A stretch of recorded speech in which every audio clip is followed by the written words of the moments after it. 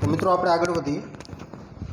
ચાલો, તો આજના ટોપિકની અંદર આપણે એકદમ બેઝિક ચર્ચા કરવાની છે કે ફેફસા જે છે એની ગોઠવણી કેવી છે અને જે પણ અત્યારે ડિસ્કશન કરશો તે આપણને શ્વાસોશ્વાસની જે પ્રક્રિયા છે એ કેવી રીતે થાય છે એ સમજવામાં મદદરૂપ થશે।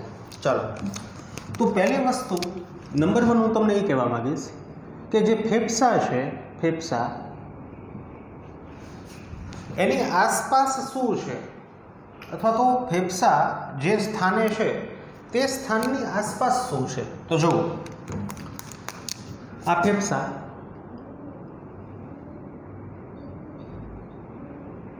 બે ફેફસા, ફેફસા છે ને એની નીચેની સાઈડ, નીચેની બાજુએ આવી રીતે ઉરોદર પટલ જોવા મળે આપણને।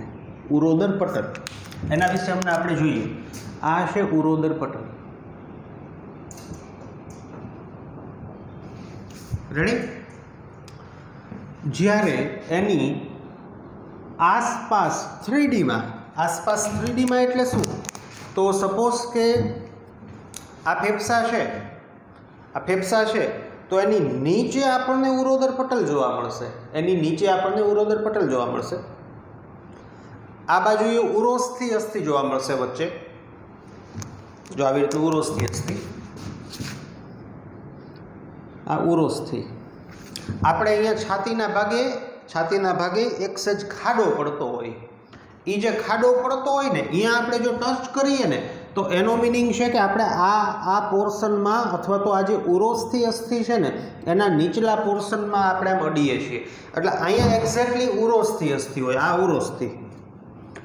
ઉરોસ્થિ અસ્થિ છે ને એ આવી રીતે અહીંયા ખભાના જે અસ્થિઓ હોય, ક્લેવિકલ કહેવાય, અપસક કહેવાય, એની સાથે કનેક્ટેડ હોય, પણ એની ચર્ચા નહીં કરીએ, આપણે હાડકાનું ભણશો એટલે તમને ઓટોમેટિકલી ખ્યાલ આવશે। હવે આની એક્ઝેક્ટ પાછળ કોણ આવશે? અહીંયા કરોડસ્તંભ, આ કરોડસ્તંભ, અને પૃષ્ઠ બાજુએ કરોડસ્તંભ અને વક્ષ બાજુએ ઉરોસ્થિ સાથે આવી રીતે પાસળીઓના અસ્થિઓ જે છે એ જોડાયેલા હોય, આખું પાસળી પિંજર બને। કાલે આપણે જોયું હતું, તમે ચેપ્ટર નંબર 20ની અંદર આકૃતિ પણ આપેલી છે, એમાં પણ તમે જોઈ શકો। એટલે ફેફસા છે એની નીચે ઉરોદર પટલ નામઃ સ્નાયુ, એટલે કે આ સ્નાયુ પડદો છે, સ્નાયુનો બનેલ પડદો। જ્યારે એની ફરતે જેને કહેવાય કોણ આવેલું હોય અહીંયા એની ફરતે? તો કે પાસળીના સ્નાયુ, પાસળીના સ્નાયુ।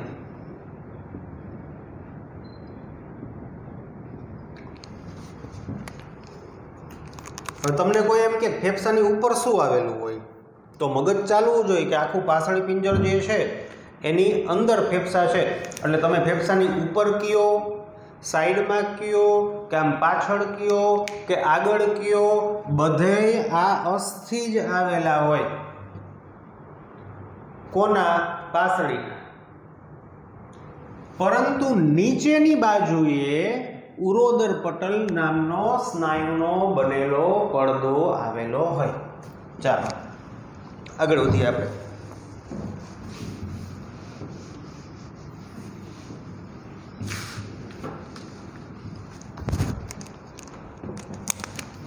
તો જુઓ, નીચેની બાજુ ફેફસાની નીચેની બાજુ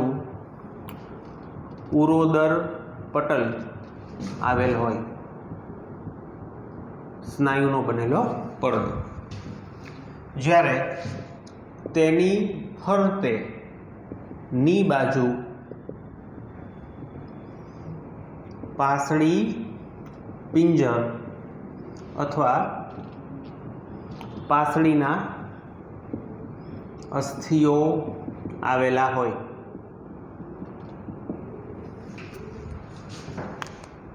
બીજું જે મેં તમને કાલે કીધું હતું, ફેફસાની અંદર સ્નાયુઓ જોવા મળે નહીં। ફેફસાની અંદર સ્નાયુઓ જોવા મળે નહીં, ફેફસા સ્નાયુ ધરાવતા નથી। હવે જો આ ફેફસા, એની સાથે આ કનેક્ટેડ છે પ્રાથમિક કે દ્વિતીયક શ્વાસવાહિનીઓ. મૂત્રપિંડ નથી હો, મૂત્રપિંડ નથી, આ ફેફસા. હવે આ છે બધા સૂક્ષ્મ વાયુકોષ્ઠો, અબજોની સંખ્યામાં રહેલા વાયુકોષ્ઠો. હવે થાય શું કે જ્યારે ફેફસાનું સંકોચન થાય ને, ફેફસાનું સંકોચન એટલે કે આને તમે એક બલૂન્સ ફુગા તરીકે ધારો તો ફુગો હોય એના ઉપર આપણે આમ પ્રેશર આપીએ એટલે ફુગો છે એ કમ્પ્રેસ થાય. એવી જ રીતે ફેફસા છે તે પણ કમ્પ્રેસ થાય અને એનું સંકોચન થાય ને એટલે શું થાય? પહેલી વસ્તુ કે એનું કદ નાનું બને, ફેફસાનું કદ નાનું બને. બીજું કે જે વાયુકોષ્ઠો છે, જે વાયુકોષ્ઠો છે એમાંથી હવા જે છે એ બહાર નીકળે, વાયુકોષ્ઠમાંથી હવા બહાર નીકળે, આ હવા બહાર નીકળી. એટલે ફેફસાનું સંકોચન થાય એટલે વાયુકોષ્ઠમાંથી હવા બહાર નીકળે. વળી પાછું આ જે પોઝિશન છે સંકોચનની, અચ્છા આ સંકોચન થાય કેમ? આ ફેફસાનું સંકોચન છે એ થાય કેમ? અથવા ફેફસાનું સંકોચન પ્રેરે કોણ? પ્રેરે કોણ? તો કે ફેફસાને જો as such as it is ફેફસા સ્નાયુ ધરાવતા નથી એટલે એ પોતે આપમેળે સંકોચન નહીં પામે. આપણે કેમ હૃદય છે તો એની દિવાલમાં સ્નાયુ જોવા મળે તો એ પોતે આપમેળે સંકોચન પામીને પોતાના કદમાં ફેરફાર કરે. કે જઠરની દિવાલમાં સ્નાયુ છે તો જઠરની દિવાલના સ્નાયુનું સંકોચન થાય એટલે જઠર વલોવાતું હોય, પણ આની દિવાલમાં સ્નાયુ નથી તો આનું સંકોચન કરે કોણ? આનું સંકોચન પ્રેરે કોણ? તો કે એનો જવાબ છે તેની ફરતે રહેલી રચનાઓ. ફેફસાનું સંકોચન કોણ કરે અથવા ફેફસાનું વિકોચન કોણ પ્રેરાવે? તો કે ફેફસાની ફરતે રહેલી રચનાઓ. તમને એમ થાય એમાં શું? હજી હમણાં જ જોઈ ગયા કે ફેફસાની ફરતે મુખ્યત્વે તમે ફેફસાની ચારેય બાજુ જુઓ તો તમને બે રચના જોવા મળે. નંબર 1 પાસળી, પાસળીના અસ્થિઓ, અને નીચેની બાજુએ જોઈએ તો આપણને ઉરોદર પટલ સ્નાયુલ પડદો. તો ફેફસાનું સંકોચન ફેફસાની ફરતે રહેલી રચનાઓ એટલે કે પાસળીના અસ્થિઓ અને ઉરોદર પટલ પ્રેરે. હવે બધાને મગજમાં આ તો બેસી જાય કે નો ડાઉટ ઉરોદર પટલ જે છે તે સ્નાયુનો બનેલો પડદો છે એટલે ઉરોદર પટલ છે એનું કદાચ સંકોચન વિકોચન થતું હોય અને એ ફેફસા ઉપર દબાણ કરે અથવા દબાણ ઓછું કરે તો નો ડાઉટ. પણ આ છે એ તમારા માટે એકદમ નવું છે. આવું તમે ક્યારેય વિચારેલું નહીં હોય કે પાસળીના અસ્થિઓ પણ પ્રેશર કરે. શું અસ્થિ પણ મૂવમેન્ટ કરતા હશે? ચાલો તો એ આપણે જોઈશું. પરંતુ આ બંને રચનાઓ ફેફસા જે છે એના ઉપર પ્રેશર કરી શકે અને પ્રેશર મુક્ત કરી શકે. જ્યારે આ બંને રચનાઓ ફેફસા ઉપર પ્રેશર કરે, કેવી રીતે કરશે એ આખું ભણવાનું છે. આપણે એમના શ્વાસ અને ઉચ્છ્વાસની જે મિકેનિઝમ ભણવાની છે, એમાં શ્વાસ અને ઉચ્છ્વાસની જે મિકેનિઝમ ભણવાની છે એના માટે હું તમને આ તૈયાર કરું છું. ચાલો તો પાસળીના અસ્થિઓ અને ઉરોદર પટલ જે છે તે ફેફસા પર દબાણ કરે. ફેફસા એટલે તમે ફૂગો ધારો ને કે તમે કોઈ ફૂગો છે એના ઉપર પ્રેસ કરો છો તો ફૂગામાંથી હવા બહાર નીકળે. એટલે આ બંને રચનાઓ ફેફસા ઉપર દબાણ કરે તો ફેફસામાંથી હવા બહાર નીકળે.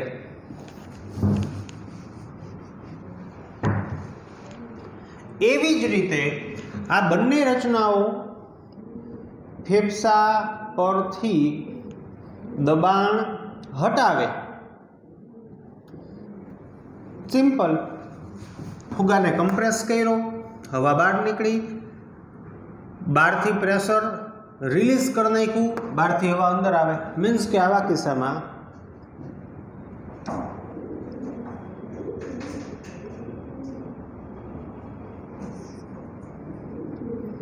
વાતાવરણમાંથી હવા ફેફસામાં ચાલો હવે એટલે વસ્તુ મગજમાં રાખજો કે આ બંને રચનાઓ ફેફસા ઉપર દબાણ કરે અને દબાણ મુક્ત કરે. આ બાબતના લીધે શ્વાસ અને ઉચ્છ્વાસની પ્રક્રિયા થાય. આને કહેવાય શ્વાસની પ્રક્રિયા, સોરી ઉચ્છ્વાસની પ્રક્રિયા. હવા બહાર નીકળે, આ છે ઉચ્છ્વાસની પ્રક્રિયા. જ્યારે આ કિસ્સામાં હવા જે છે અંદર જાય છે, આને કહેવાય શ્વાસની પ્રક્રિયા. ચાલો આગળ વધીએ.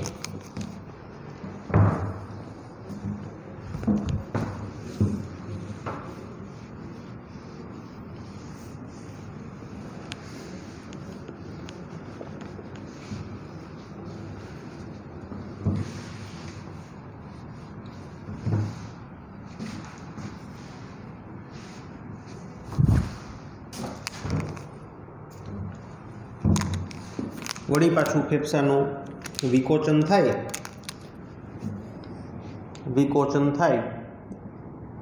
આમાં કેમ સંકોચન થયું, હવા બહાર નીકળી, એમ પાછા તમે હવે જાણી શકો. ફેફસાનું કદ મોટું થાય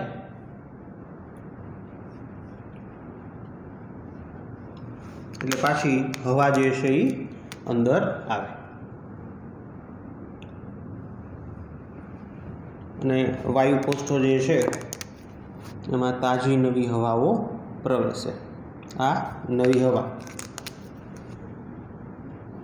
અને આ જે હવા છે એની અંદર રહેલો જે ઓક્સિજન જે છે તે તેની ફરતે રહેલી જે રુધિર કેશિકાઓ જે છે એની અંદર પ્રસરણ પામે.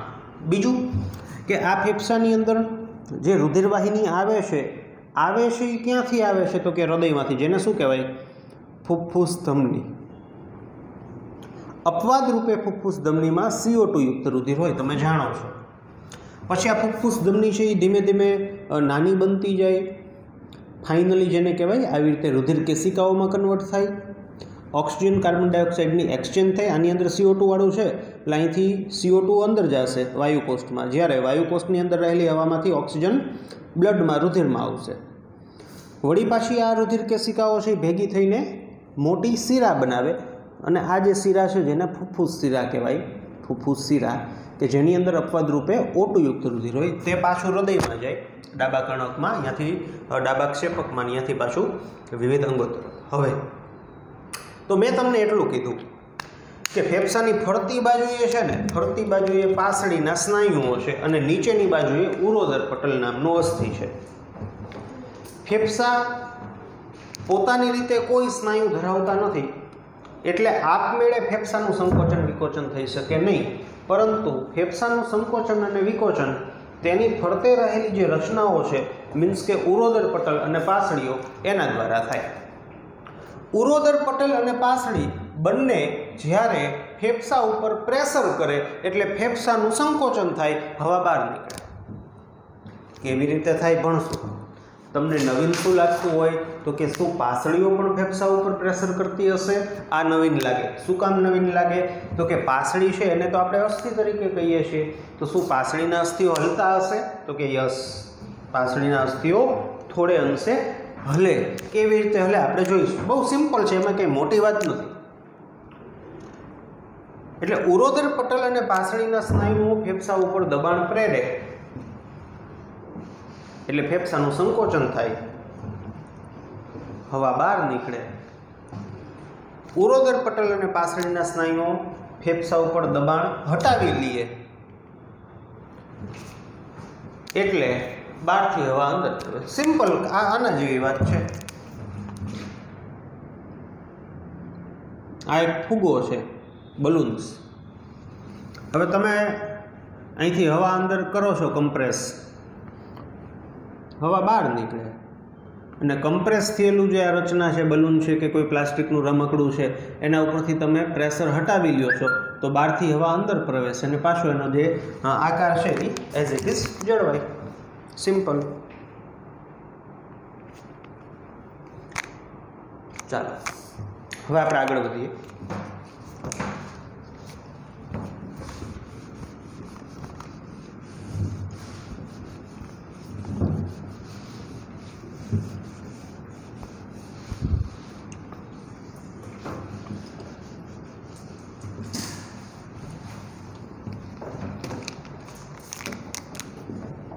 હવે ઉરસ છે ને, ઉરસ એ હવા ચુસ્ત છે. હવા ચુસ્ત એટલે શું? તો કે ઉરસ છે ને એ આખું કંઈક ભરેલું જ છે. ભરેલું જ છે એટલે જો આ સપોઝ કે હું ઉરસ દોરું, આ ઉરસ છે, તો ઉરસની અંદર આ અંદરની દિવાલ, અંદરની દિવાલ, પછી આ ઉરોસથી આવે, ઉરોસથી આવે, નીચે ઉરોદર પટલ આવે, પાસળીઓ આવે, તો પાસળીના અસ્થિઓ છે, આ વચ્ચે ફેફસા આવે, હૃદય આવે. એટલે થાય શું કે આ ઉરસનું જે ગુહા, ગુહા એટલે વચ્ચેનું સ્પેસ કે જેની અંદર આ બધા સમાવિષ્ટ છે. જો ઉરસીય ગુહા મીન્સ કે ઉરસનું સ્પેસ, જગ્યા, એમાં કંઈક ફેરફાર થાય ને એટલે બધાય શું કે લાઈનમાં જ ઊભા છે, બધાય અડી અડીને જ ઊભા છે. એટલે ઉરસીય ગુહામાં મીન્સ કે ઉરસના કદમાં ફેરફાર થાય. ધારો કે ઉરસ છે એનું કદ કમ્પ્રેસ થાય, ઓછું થાય, તો બધાય અડી અડીને જ છે. આ અંદરની દિવાલ અડી અડીને છે, પાસળી અડી અડીને છે, પાસળીને અડીને ફેફસા છે. એટલે આ કમ્પ્રેસ થાય એટલે અંદરની દિવાલે દબાય, પાસળીઓય દબાય, ફેફસાય દબાય. એટલે ટેક્સ્ટબુકમાં શબ્દ છે કે ઉરસીય ગુહાના કદમાં કોઈ પણ ફેરફાર થાય તો આ ફેરફાર સીધો જ ફેફસાના કદમાં ફેરફાર કરે. ફેફસાનું કદ એટલે આ ફેફસા આવી રીતના છે. સપોઝ કે એની અંદર અત્યારે કોઈ x ml હવા સમાઈ શકવાની કેપેસિટી છે, આવી રીતનું છે. હવે આ કમ્પ્રેસ થાય તો આ અંદરની દિવાલ કમ્પ્રેસ થાય, પાસળીના સ્નાયુઓને ધક્કો લાગે, પાસળીના સ્નાયુઓ ફેફસાને ધક્કો મારે તો આનું શું થઈ જાય? સંકોચન થઈ જાય. એટલે આનું કદ ઘટી જાય. એટલે ટેક્સ્ટબુકમાં બહુ સારો શબ્દ છે કે ઉરસીય ગુહા અથવા ઉરસનું જે કદ છે એમાં થતો કોઈ પણ ફેરફાર, ઇવન વધારો કે ઘટાડો, હકીકતે છેલ્લે અલ્ટિમેટલી કોના ઉપર પ્રેશર કરે? ફેફસા ઉપર, અને ફેફસાના કદમાં ફેરફાર થાય. એટલે ઉરસીય ગુહાનું કદ ઘટે એટલે ફેફસા ઉપર પ્રેશર આવે એટલે ફેફસામાંથી હવા બહાર નીકળી જાય ને ફેફસાનું કદ ઘટી જાય. એવી જ રીતે ઉરસીય ગુહાનું કદ વધે. વધે એટલે શું થાય? તો કે આ દિવાલ આમ સેજ આઘી જાય, આ દિવાલ આઘી જાય, પાસળીઓ સેજ આઘા જાય તો ફેફસા ઉપર લાગતું દબાણ ઘટી જાય. એટલે વળી વાતાવરણમાંથી પાછી હવા અંદર ફેફસામાં આવી જાય એટલે ફેફસાનું કદ છે એ પાછું વધે. તો તમને એમ થાય કે શું આવું થાય? શું ઉરસીય ગુહાનું કદ વધે? શું આપણું જે છાતી છે, જે ચેસ્ટ છે, એનું કદ વધી શકે? એના કદમાં ફેરફાર થાય? તો જવાબ છે યસ. જવાબ છે યસ. ચાલો, તો આ બધું જ આપણે ભણવાનું છે. ધીમે ધીમે હું એના તરફ લઈ જાઉં. ફરીથી તમને યાદ દેવડાવું. ફેફસાની ફરતે પાસળી, નીચેની બાજુએ ઉરોદર પટલ. પાસળી અને ઉરોદર પટલ બંને ફેફસા ઉપર જેને કહેવાય દબાણ લગાવે, જેથી ફેફસાનું સંકોચન થાય, હવા બહાર નીકળે. પાસળી અને ઉરોદર પટલ બંને જો ફેફસાથી આઘા ખસે તો ફેફસા ઉપર લાગતું દબાણ ઘટે અને વાતાવરણમાંથી હવા અંદર પ્રવેશે. ચાલો હવે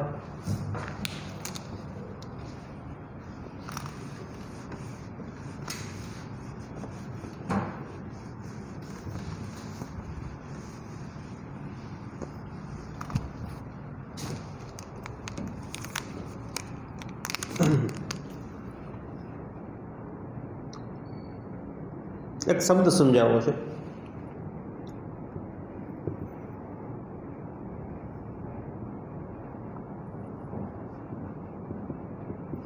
અંતઃફુફ્ફુસીય દબાણ એટલે શું? અંતઃફુફ્ફુસીય દબાણ, આ ફેફસા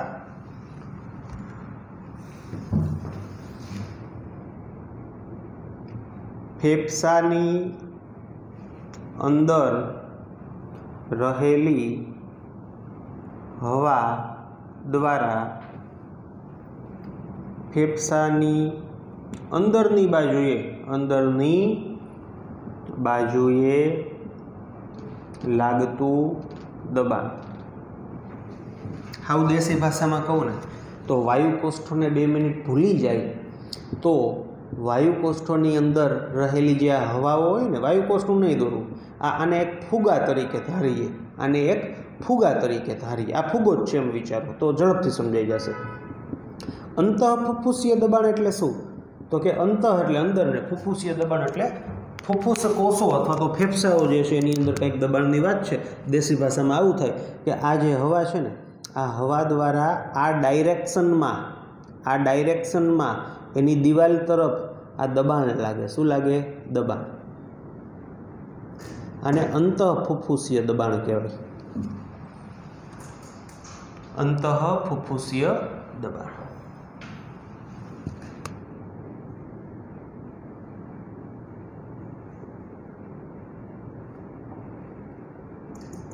રેડી? ચાલો ધ્યાન આપો. હવે છે ને આપણે આવું સમજીએ. આ એક ફૂગો છે. જોજો, આ એક ફૂગો છે.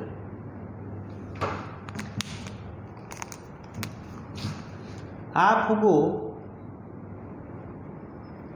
અન્ય એક ખૂબ જ મોટા ફૂગા સાથે કનેક્ટેડ છે. આ ફૂગો અન્ય એક મોટા ફૂગા સાથે કનેક્ટેડ છે. જે બ્લેક કલરનો છે એ ખૂબ જ મોટો ફૂગો છે, આ નાનો ફૂગો છે. હવે આની અંદર હવા છે, આની અંદર પણ હવા ભરેલી છે. હવે આ જે ફૂગો છે ને એની અંદર ધારો કે હું એમ કહું કે હવાનું દબાણ છે 10 પાસ્કલ. અને આ મોટો ફૂગો છે એની અંદર ધારો કે હવાનું દબાણ છે 10 પાસ્કલ.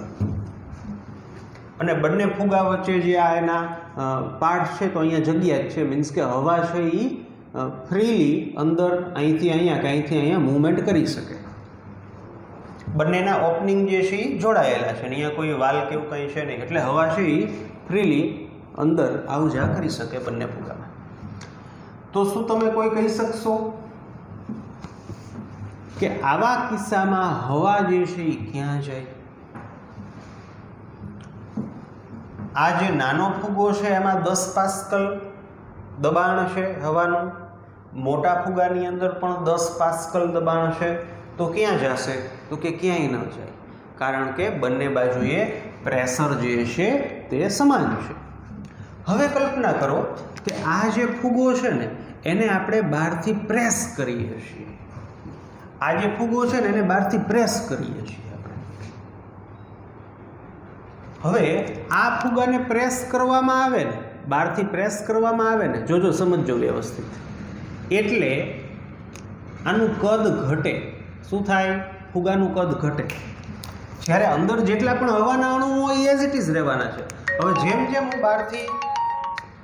હું બહારથી પ્રેશર કરતો જઈશ એમ અંદરની જે હવા છે જો આવું થાય.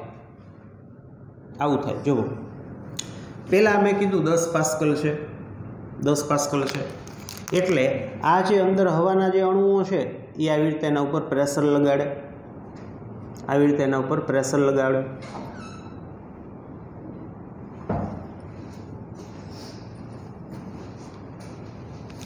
પણ જ્યારે આ ફુગા ઉપર હું બહારથી પ્રેશર આપીશ એટલે થશે શું કે આનું કદ ઘટશે. આ ફુગો છે ને એનું કદ ઘટી જાય. કદ ઘટે એટલે સમય ટીની સાપેક્ષે, જેને કહેવાય કે હું આમ પ્રેશર આપું એટલે સમય ટીની સાપેક્ષે આપણે વિકલન કરીએ તો પ્રત્યેક સમયે જેને કહેવાય કે એનું કદ જે છે એ ઘટતું જાય, dv/dt. જો તો ધીમે ધીમે એનું કદ ઘટે. હવે અંદર શું થાય? આ જે અણુઓ છે એની સંખ્યા તો સમાન, એટલે પ્રત્યેક સમયે જેમ પ્રત્યેક સમય આગળ જાય ને એમ શું થાય? કદ ઘટે. કોઈ dt સમયે આપણે ગણીએ તો ધીમે ધીમે કદ જે છે એ વોલ્યુમ ઘટતું જાય. અને આ જે અણુઓ છે ને એના દ્વારા એની દિવાલ ઉપર લાગતું જે દબાણ હોય ને તે પ્રત્યેક સમયે પ્રેશર વધતું જાય. હવે ધ્યાન આપજો. હવે આના ઉપર હું પ્રેશર કરું ને તો આની અંદર દબાણ છે ને વધી જાય. આ નહીં મગજમાં બેસી જાય સીધું એક જ ગયા તો બહુ સારી વાત છે. ઘણા એવો પ્રશ્ન પૂછે કે ઈ સાહેબ કેવી રીતે વધે? હવા તો એટલી ને એટલી જ છે, પણ બહારથી આપણે પ્રેશર કરીએ છીએ એટલે આની અંદર જે હવા જે છે એનું દબાણ વધે. હવે એ કાંઈ ખબર ન પડે તો એ દેશી ભાષામાં ખબર પડે કે આ જે નાનો ફુગ્ગો છે એમાં બહારથી હું આમ પ્રેશર કરું ને એટલે હવા અહીંથી અહીંયા વહી જાય. વાર્તા પૂરી. હવા જે છે ને એ અહીંથી અહીંયા વહી જાય. હું આના ઉપર પ્રેશર કરું ને તો આની અંદર જે હવા છે ને એના દ્વારા આની દિવાલ ઉપર લાગતું દબાણ વધી જાય. એટલે જો થાય શું જો આવું થાય, આમ પણ સમજી શકો તમે. જો કે આ જે નાનો ફુગ્ગો છે, નાનો ફુગ્ગો એની અંદર રહેલો આ હવાનો અણુ છે ને એ આ બાજુ કેટલું દબાણ લગાવે? ધારો કે 10 પાસ્કલ. એવી જ રીતે આ મોટો ફુગ્ગો છે એની અંદર રહેલો આ જે હવાનો અણુ છે એ આ બાજુ કેટલું પાસ્કલ લગાવે? 10 પાસ્કલ. એટલે બંને બાજુ 10, આ બાજુ 10, આ બાજુ 10, ટોટલ નીલ, 0. એટલે આવા કિસ્સામાં અહીંથી અહીંયા કે અહીંથી અહીંયા હવાના અણુઓની મૂવમેન્ટ થાય નહીં. પણ જેવો હું આ નાનો ફુગ્ગો છે અને કમ્પ્રેસ કરું છું તો આ જે અણુ છે એના દ્વારા હવે દબાણ વધે. સપોઝ કે અહીંયા 11 થાય એટલે કે આ અણુ દ્વારા લાગતું દબાણ 11 પાસ્કલ, જ્યારે સામેથી આ બાજુ લાગતું દબાણ 9. હવે 11 10 આવશે, 9 નહીં. 11 - 10 = 1. એટલે કે આ બાજુ 1 પાસ્કલ જેટલું દબાણ વધુ છે. તેથી આના જે અણુઓ છે ને એ આ બાજુ ગતિ કરશે. બહુ સિમ્પલ વાત છે. અને છે અત્યાર સુધી જે હું પાસ્કલની ને ફલાણી ને એવી બધી વાતો કરું છું, ડીવી ને ડીટી ને ડીપી ને, એ ન ખબર પડે તો એમને દેશી ભાષામાં ખબર તો પડે જ કે આ ફુગ્ગાને કમ્પ્રેસ કરો એટલે હવા છે ને આમાં વહી જાય. તો આના જેવું જ છે. આ ફુગ્ગો છે એ આપણા ફેફસા છે કે ફેફસા ઉપર પાસળીઓ અને ઉરોદર પટલ દ્વારા પ્રેશર આવે છે એટલે આનું સંકોચન થઈ જાય છે, જેથી હવા છે અહીંયા આવી જાય છે. જ્યારે ઉરોદર પટલ અને પાસળી છે એ ફેફસાથી આઘા હટી જાય એટલે વળી પાછું જેને કહેવાય કે ફુગ્ગો છે એ નોર્મલ કન્ડિશનમાં આવી જાય, અથવા તો અહીંયા જે અણુઓ છે એના દ્વારા ફેફસા ઉપર લાગતું દબાણ ઘટી જાય, ઓછું થઈ જાય એટલે વળી પાછું અહીંયા વધી જાય એટલે વળી હવા અંદર આવતી રહી. એટલે આના જેવું જેને કહેવાય બહુ સિમ્પલ ફેફસાનું કાર્ય છે. ચાલો, તો મેં એટલું સમજાયું, ફેફસાની અંદર સ્નાયુઓ નથી. પાસળી અને ઉરોદર પટલના જે સ્નાયુઓ છે, પાસળી અને ઉરોદર પટલના સ્નાયુઓ ફેફસા ઉપર દબાણ લગાવે, જેથી ફેફસાનું સંકોચન થાય, જેથી અંદર રહેલી જે હવા હોય ને એ બહાર નીકળે.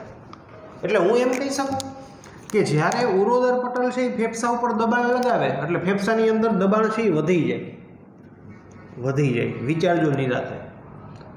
વધી શું કામ જાય? તો કે કમ્પ્રેસ થાય એટલે એનું કદ ઘટે, અંદર વાયુઓ છે એની સંખ્યા એઝ ઇટ ઇઝ એટલી જ છે. પછી એક સમય એવો આવે કે હવે વાયુઓ સમાઈ શકે નહીં એટલે વાયુઓ બહાર વયા જાય, એટલે અંતઃફુફુસીય દબાણમાં વધારો થાય એટલે ફેફસામાંથી હવા છે એ બહાર નીકળી જાય. ચાલો, તો આટલે સુધી રાખીએ. આ એકદમ બેઝિક છે. આના પછીનો જે આપણો લેક્ચર છે એની અંદર પણ આવી બેઝિક ચર્ચા કરવાની છે કે હકીકતે ઉરોદર પટલ શું છે, એની ગોઠવણી શું છે, તે કેવી રીતે વર્ક કરે છે, અને પાસળીઓ જે છે તે શું હકીકતે કેવી રીતે ફેફસા ઉપર દબાણ સર્જે છે, એની ગોઠવણી કેવી છે. તો મળીએ આવતા લેક્ચરની અંદર.